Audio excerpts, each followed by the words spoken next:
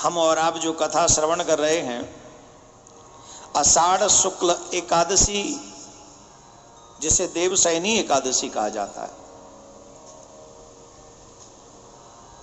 आज से श्री नारायण 4 महीने के लिए विश्राम करने चले जाते हैं।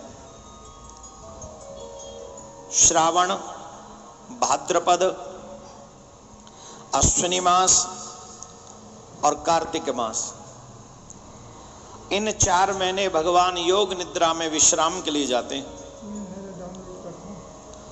उसके बाद में देव उठनी एकादशी, जो शुक्ल पक्ष एकादशी को हम लोग कार्तिक मास की शुक्ल पक्ष की जो एकादशी है, जिसे हम देव उठनी एकादशी कहते हैं, उस एकादशी के दिन भगवान इस योग निद्रा का त्याग करते हैं। और इन 4 महीने सृष्टि की सारी जिम्मेदारी बाबा भोलेनाथ संभालते हैं।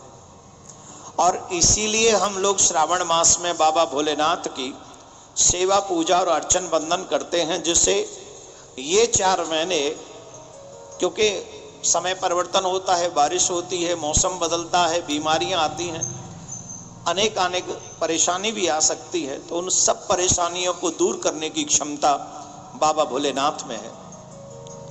यूं तो इस एकादशी की कई कथाएं हैं,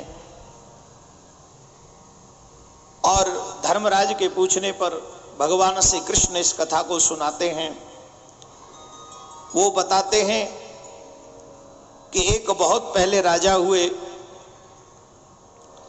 जिनका नाम मानधाता था। उनके राज्य में अचानक से अकाल पड़ गया। अकाल पड़ने के कारण प्रजा में हाहाकार मच गया, विपत्ति। बुरे समय में धर्म लुप्त होता ही है, धर्म से लोगों की भावनाएं कम होती हैं, क्योंकि विपत्ति काल में धर्म बचा रहे हृदय में, ऐसी स्थिति कम ही हो पाती है। इसलिए मानधाता प्रजा को लेकर वन की ओर गए और वहां जाकर अंगिरा ऋषि से मिले। अंगिरा ऋषि ने कई बातें बताकर कहा कि तुम एकादशी का व्रत करो। तुम जब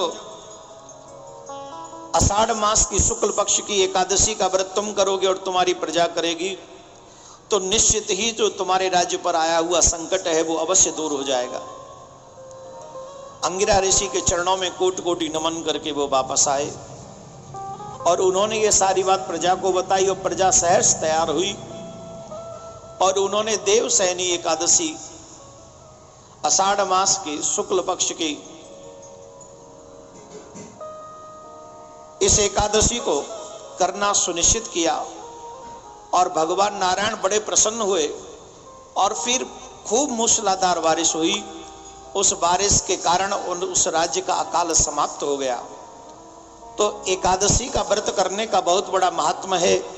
आप जो चाहे एकादशी के व्रत से प्राप्त कर सकते हैं। हम सनातनियों को ये सौभाग्य है, और कोई तो व्रत रखता ही नहीं। हम सनातनी ये व्रत रख सकते, को और कौन रखेगा बताओ। लेकिन सनातन में जन्म लेने के बाद भी अगर हम ऐसे श्रेष्ठ एकादशी के व्रत को न करें, तो हमसे बड़ा दुर्भाग्यशाली और कौन हो सकता है। बोलो राधे राधे। जोर से बोलना पड़ेगा, और जोर से बोलना पड़ेगा।